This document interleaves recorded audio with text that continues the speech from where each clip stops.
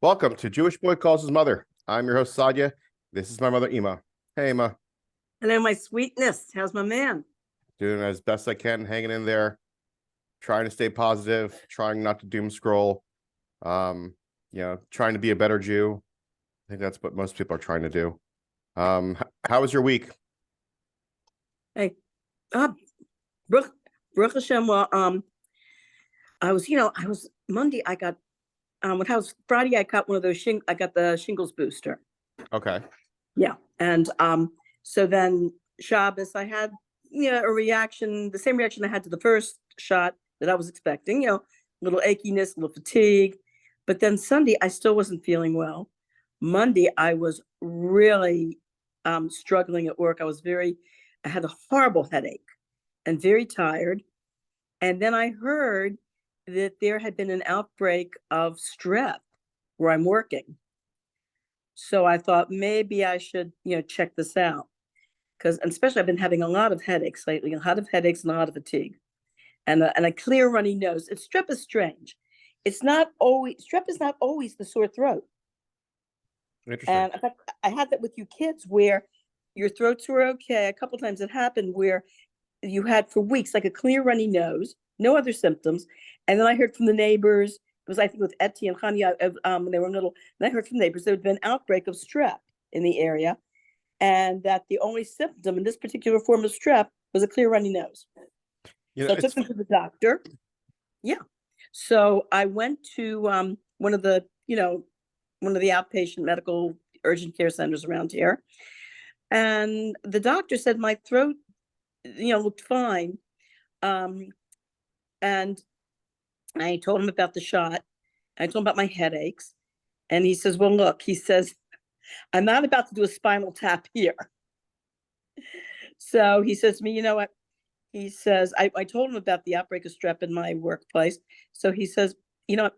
He says, I'm just going to put you on an antibiotic and prednisone, just to cover all bases and see how you do. So I took my first dose yesterday, and to my surprise, the headache and everything just went away. And I was finally able to get a decent night's sleep, because for like the past almost week, I've been waking up with these constant headaches in the middle of the night. Last night was the first I was able to actually sleep without that happening. So evidently it must have been, a strand of the, strep, because I'm feeling not as tired. I'm feeling Baruch Hashem more energetic, and thank God, I've headaches are all gone. But something happened today at work that jolted my memory and brought to mind when I was a kid. I'm going to call it technological, how can I put it? Technological failures or technological problems of previous generations.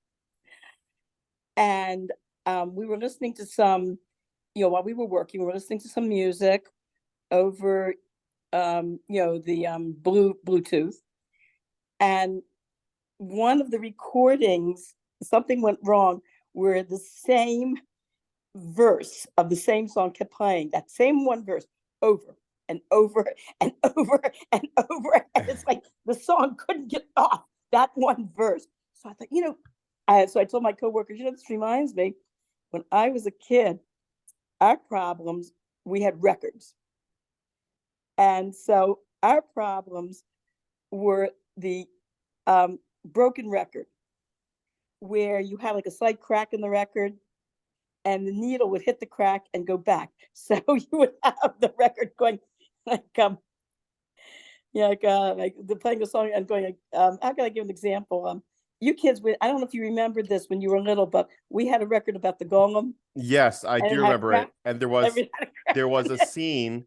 There was a scene where it's supposed to be these two people are trying to frame the Jews for killing an innocent kid, and they were going to kill this pig and then use its blood and do all the stuff.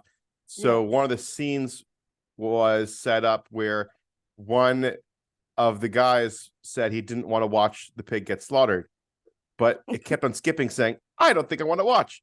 I don't think I want to watch. I don't think I want to watch. I don't even think it got to the word watch. I I'm the, I'm the, I'm the.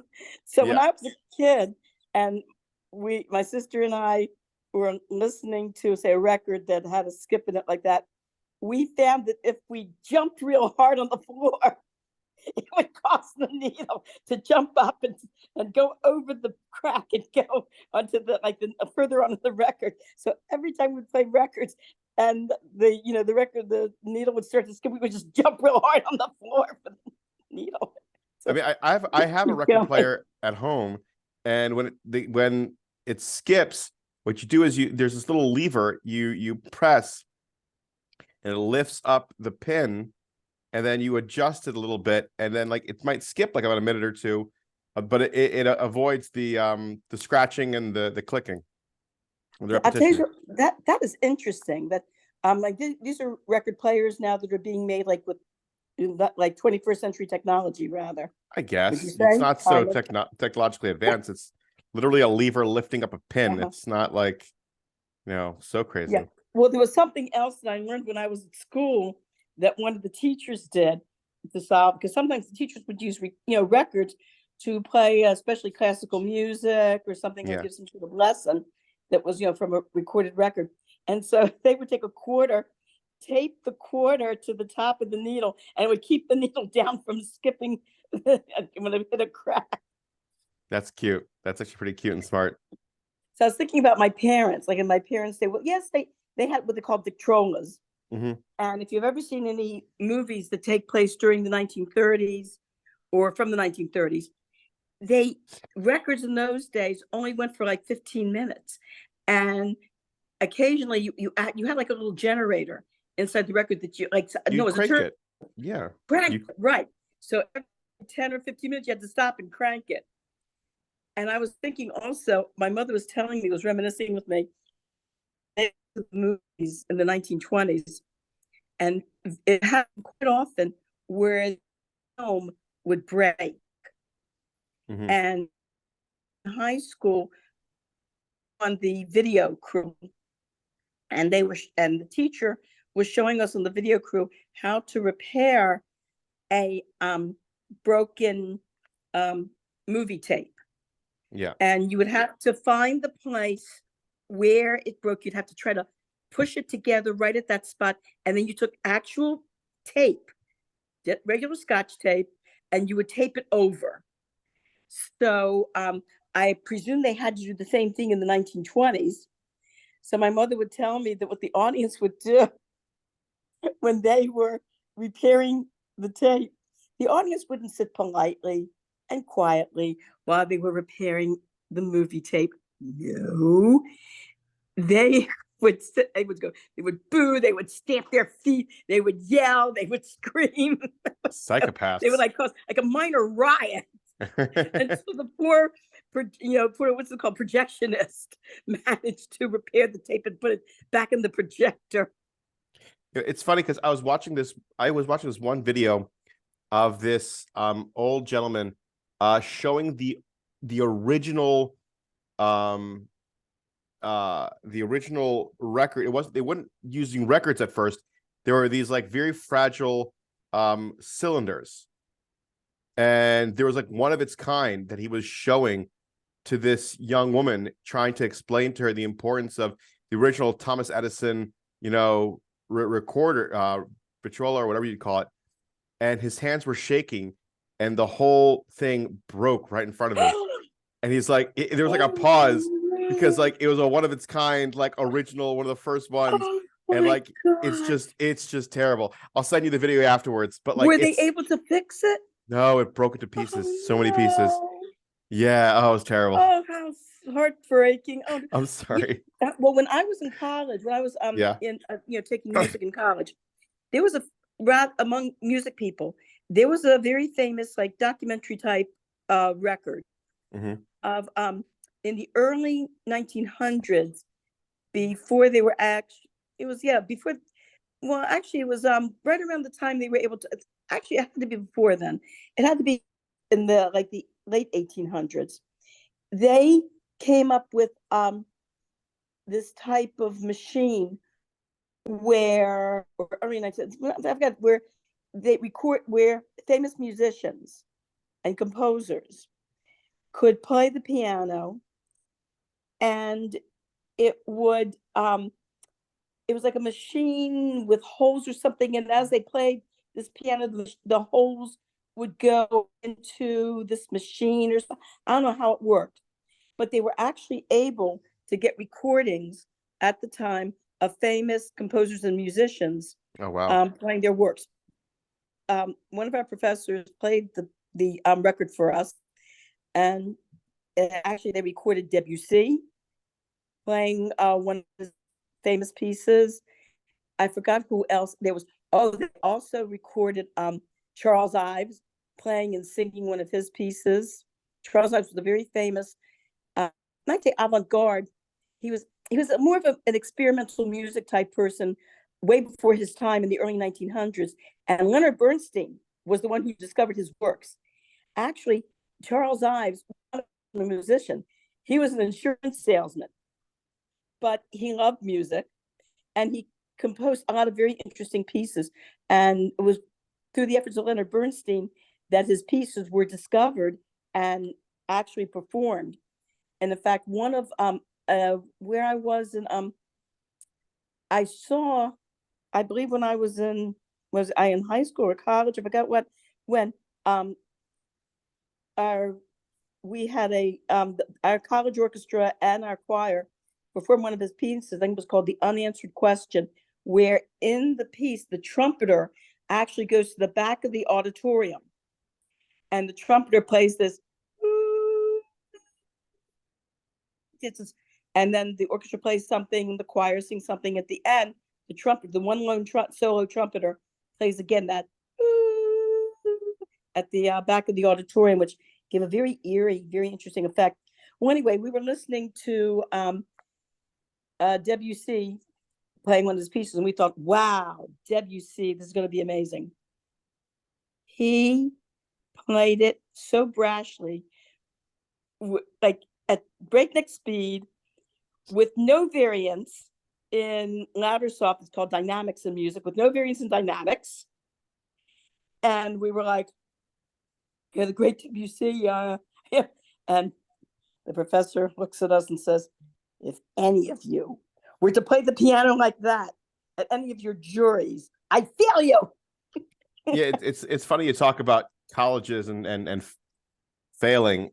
I was talking to a friend of mine from college recently, and we were just talking about the work we had to do and how like we all took like this we all put in our blood, sweat, and tears into architecture. And I asked him, I'm like, hey, are you still doing architecture? He's like, hell no.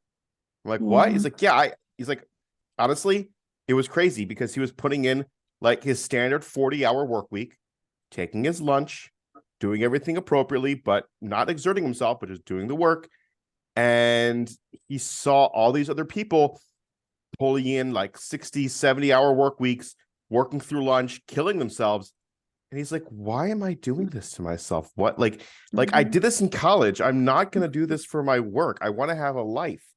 And it's just like, it's funny, but like, it's just what you do in college isn't necessarily what you're going to do in the real world.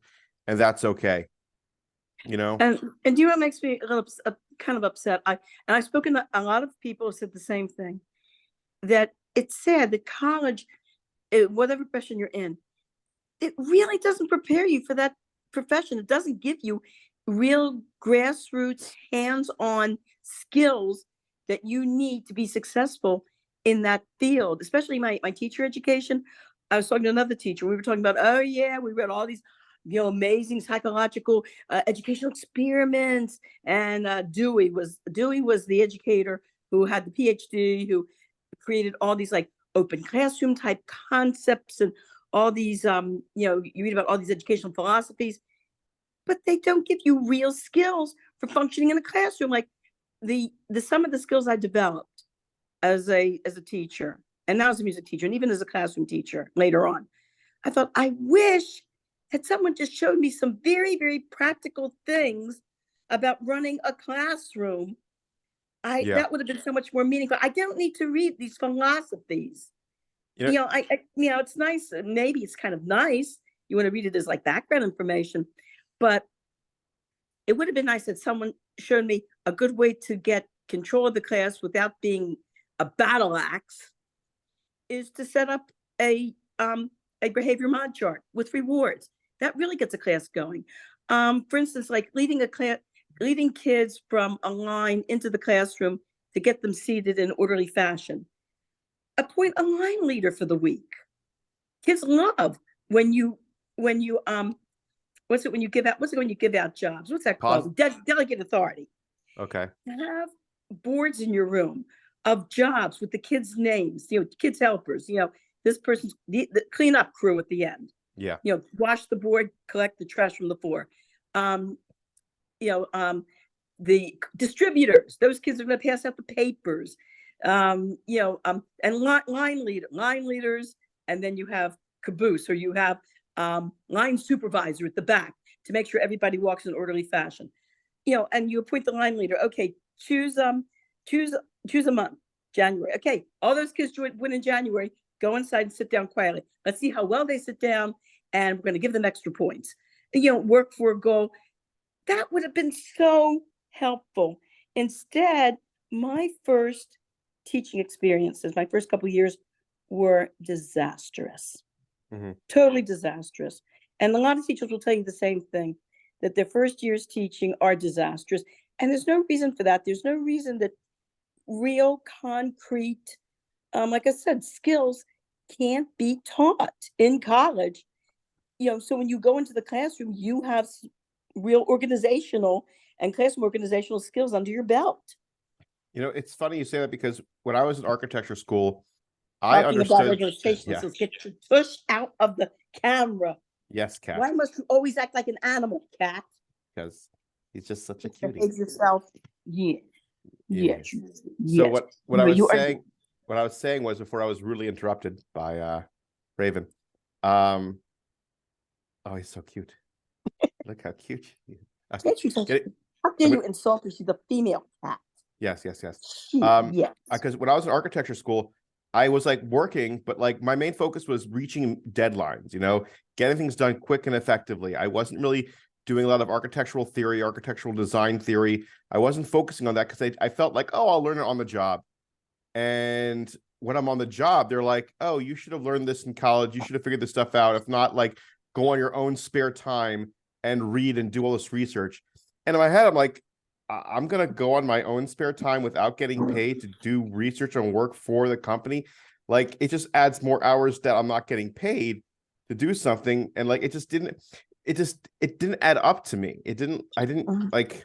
I understand now it's this whole thing of like, oh, it's about pushing past your limit and doing the best you can. But I kind of understand this idea of quiet quitting, where you're doing not the bare minimum, but you're doing what was required of you in the first place. But this whole concept of, we're going to label it as quiet quitting, it gives it a negative spin, but it's not quiet quitting. You pay me for the time that I put in. I have my lunch break, and then when my job is done after 9 to 5, I go home. I don't do extra research while I'm not on the clock. I don't work during my lunch hour. I don't do any of this extra stuff that you're expecting of me. Like, what is going on? And there's a lot of companies. It's called slavery. Well, that's really what the frustration was, where there was I noticed that there was a lot of companies, not just in architecture, but other places, where they expect their employees to do everything and anything that they ask of them with a smile on their face. And it gets to a point where it's just like, I think millennials and Gen Z are getting wise to this and being like, no, you pay me the 40. If you want me to work 80, you pay me the 80. I'm done. I'm out. That's right. And in a way, that's what it should be. I remember one time you said something very insightful. You said to me, why do you think there are laws against slavery? Because if people could enslave others, they would do it. Exactly. Mm-hmm. There's a law. There's laws like because they exist. Mm-hmm. Yeah. That's That's the other story when it comes to like, I think just recently because of the labor shortage in America, that different states, I think Minnesota, they lowered the requirements to work from like 18 to like 15. You don't need a parent's signature or things like that. And they can work longer hours, and like child labor laws are being laxed and things like that in these states right now. Which, I mean, hey, go right ahead, do what you got to do. But in my opinion, I think artificial intelligence is just going to take over. Because people. How do you know I'm really talking to you? How do you know this isn't artificial intelligence? Because maybe if I called you the C word, you might react differently. Intelligent. It's like, that's funny. I would love to see an AI go haywire. Well, what's funny? What would that be like? Well, that's what people would. Okay, so I was talking about artificial intelligence, right?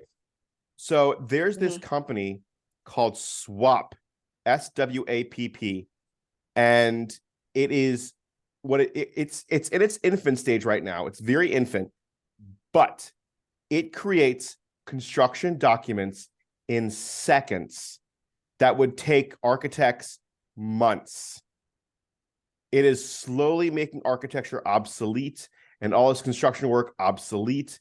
Like there are a lot of artificial intelligence programs that are just making things obsolete. And I'm actually excited for that. I'm very happy and excited for it because it's just like, if you look at the car, right? Everyone said like the car killed the horse industry. Yeah, but the jobs from the horse industry just moved to the car industry. Yeah. So there's really not like a giant fear of it all. It's just like we're in the infant stages of like computers taking over and us getting a 3-day weekend. Wow. It sounds good to me. Well, I mean, except the problem is that I'm involved with providing services for children. Now, how is that going to work out? I mean, I need to be there, hands on. Well, I think that's what it is. I think also with COVID kind of showed the importance of physical, presence. Because no matter how hard we tried with our computers and used our computers, we still needed human contact. Kids really fell behind. A lot of kids, even with the Zoom teaching, it wasn't the same thing as the teacher being there. Yeah. I mean, there's moments when like people work from home, and it's just them alone working, without like an office feel. Which, of course, it's debatable. I understand the importance of working from home. I like working from home, but when you have other people there to talk to, like raising kids, for instance, when they're infants and you have the mother or the father just raising their kid while the other one's out at work, it can get pretty boring, and you might have a little bit of like cabin fever because it's just you and this thing you have to watch to make sure it doesn't die. And you have to make sure it doesn't die, and it tries to die all the time, and you have to be like, no, don't die. I need you alive. What are you talking about, the computer? Did the computer die? No, like what I was talking about. I said, no, Ima. Okay. Ladies and gentlemen, you can easily rewind and understand that I said something completely different. And my mother, who I love dearly, had an ADD moment where I was trying to have a conversation with her about one thing, and she jumped the gun and thought of something else. This happens all the time. I what criticism is coming when I hear, Ima, I love you, but... And now we finally have audio and visual proof. No, I said raising a child.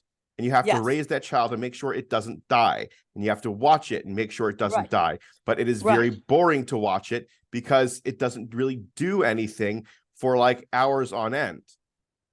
You talking about a child? Infant. I said infant, Ima. I never found infants boring. Really? No. I found you guys boring. How so? Explain to me. Anything but. Really? Taking care of an infant, as you, God willing, will find out very soon. Yep. Is very time consuming. And it can be very exciting too, because infants change, they grow like on a daily basis. I'm not kidding. But I have a question though. Yeah. But isn't there like a moment where like you're trying to talk to like a 3-year-old and a 6-year-old and you just want to have a conversation with an adult? Yeah, obviously. Yeah, that's true. That That's is my true. point I was trying to make. But That's my point I'm trying but to it make. doesn't. But it's not. It's anything but boring. So if As you it's might. not, In other words, you want to look at you. You're trying to talk about. You want to talk to an adult, so you can mhm, have somebody on your same intellectual level. Yeah, true. You do. You do need part of your day. Like well, if you anybody who works with children or any mother who is a stay-at-home mom finds there a certain. That's why you have these women's groups mhm. so that women can get out and be with other women and be able to talk to someone. And who was it? A friend of mine called me one time when I was home. Well, I was basically a stay-at-home mom, except I eventually I did take a part-time Hebrew teaching job, which was Yeah. only a few hours a week.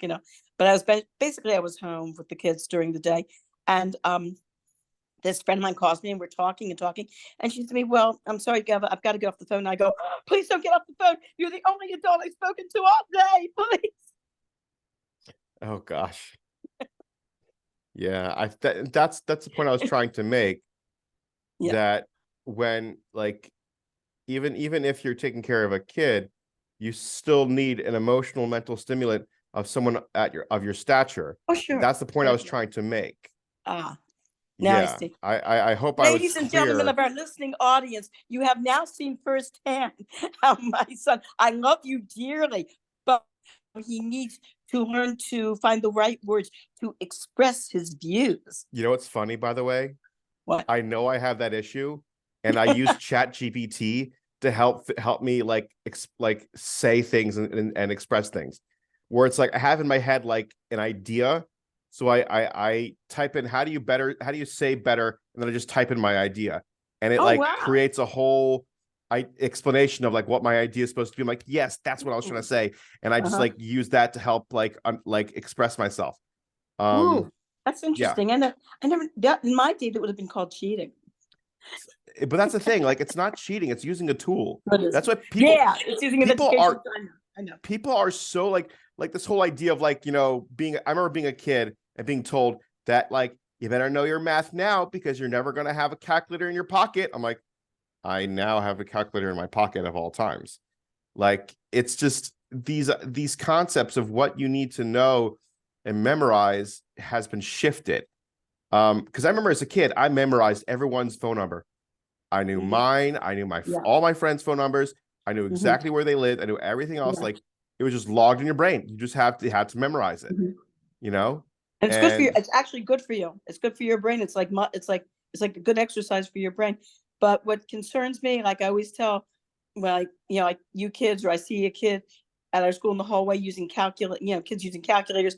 I always say to them, um, yet like they're using calculators instead of memorizing the multiplication tables like we were required to do, and we had to memorize the entire multiplication table 1 through 12. yeah, So I say to even the teachers that are encouraging this, I say, what are you going to do if the electricity blows, well, the that's the real battery question. runs out, Honestly, something happens to the electric grid? You better know this stuff in your head.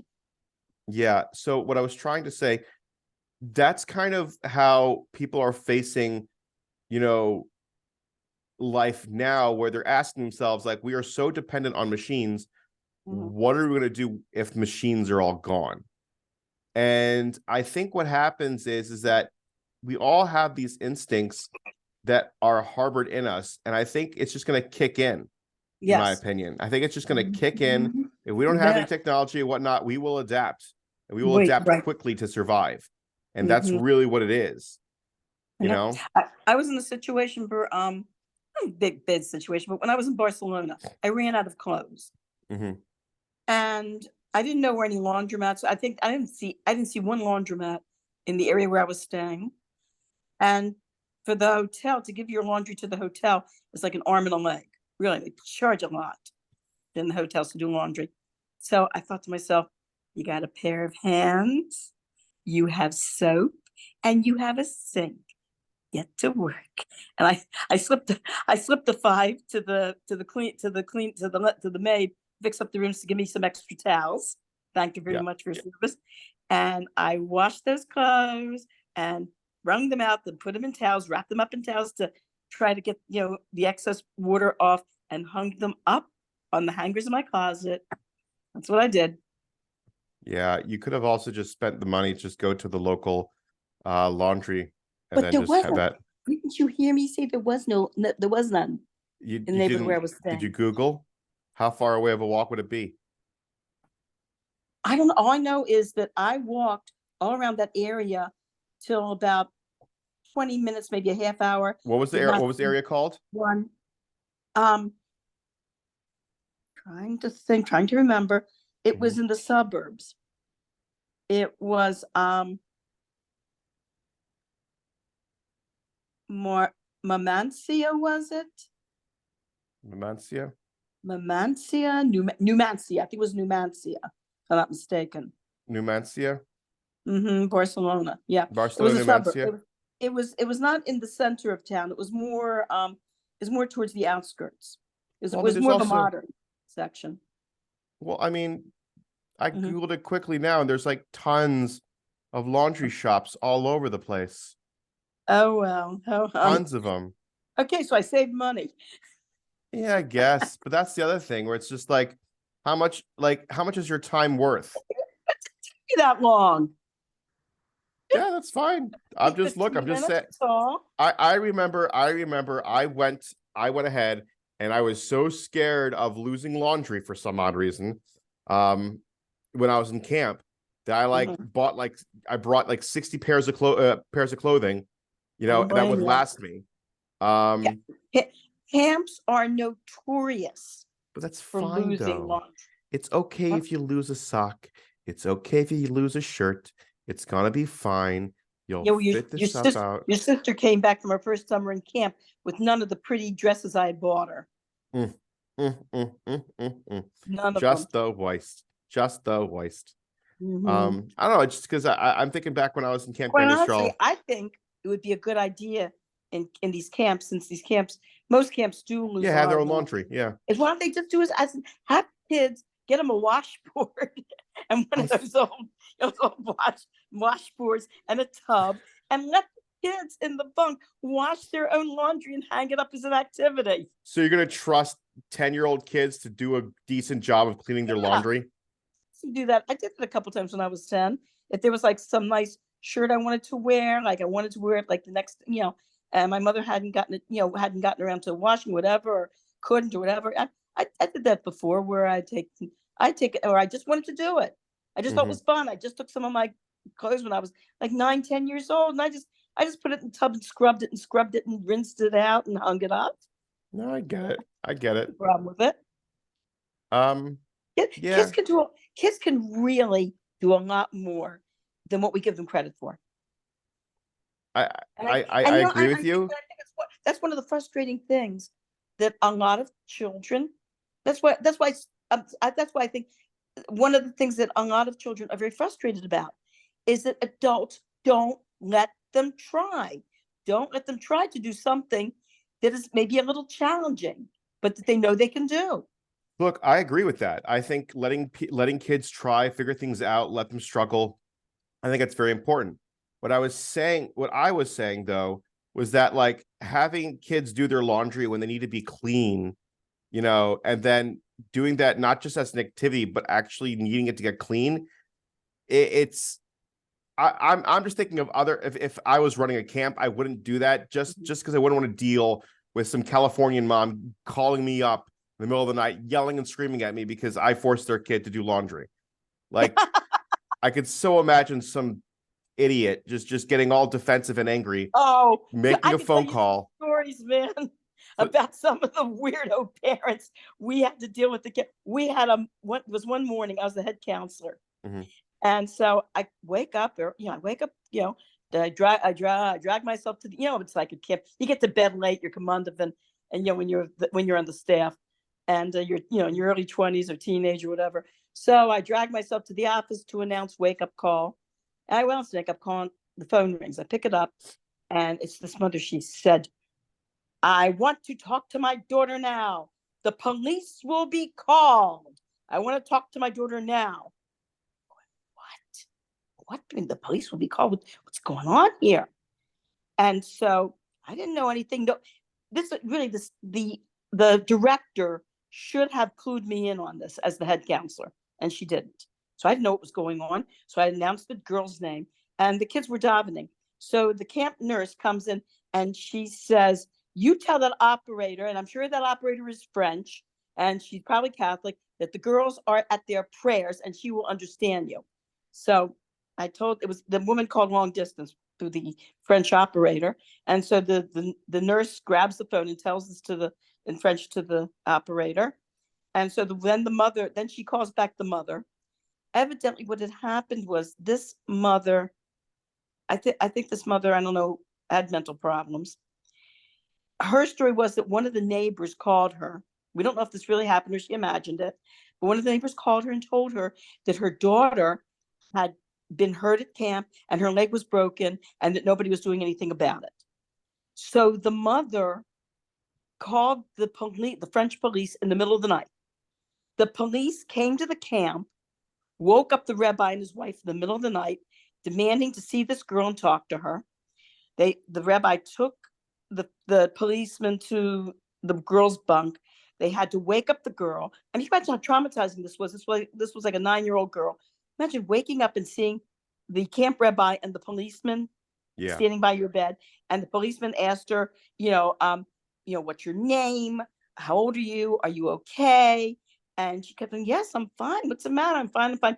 And he kept it over and over and over. So finally the camp rabbi says to the police officer, "Look," he says, we've disturbed her enough. You asked her already this question 5 times. She's okay. Now leave her alone. I'm going to go back to sleep."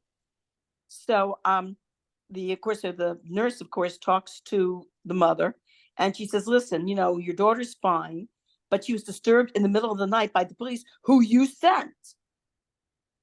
And so the mother, started to yell that she wants her daughter to come home.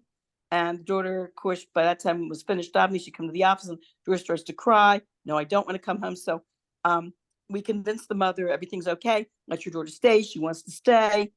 And so the upshot of the whole thing was that the mother said, "Okay." And that was the end of the conversation. And the little girl, of course, stayed and, had a very nice time at camp that summer. But that was a sample of some of the stuff. Yeah, no, I've dealt with plenty of stuff growing up, dealing with crazy parents. I remember there was this one parent story where it was their son, peeled an orange. I think you might know the story. I don't know if you do. For some reason, it just stuck in my head. It's like drilled into it. That he peeled an orange and he had the orange peel. And he told my older brother, like, "Oh, do you dare me to eat this orange peel?" And my brother's like, "No, I don't dare you, and don't eat it. It's bad for you." And sure enough, the kid ate the orange peel, had a stomach ache, told his mother and father, and told them that my older brother dared him to eat the orange peel. And they just went ballistic. It was a whole bunch of drama baloney. For some reason, I remember that moment just in my head. I remember it just being a whole massive moment. And it was just lodged in my brain. But there were plenty of stuff growing up as kids where like these parents were just being psychos. You're like, I'm trying to tell you the truth. I'm trying to explain myself to you, and you're not listening to me. You're not understanding me, and that's what's so frustrating. Being a kid means that,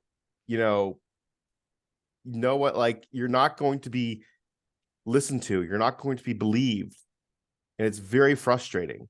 And that's that I'll have to tell my future children, God willing, like, that's the most frustrating thing in the world. Screaming your truth and everyone telling you that you're a liar. I feel that way now with what's going on too. By the time the lie is halfway across the world before the truth puts on its own pants. Yeah, that was Mark Twain said that. When before the truth has a chance to get his boots on. Boots on, yeah. Yep.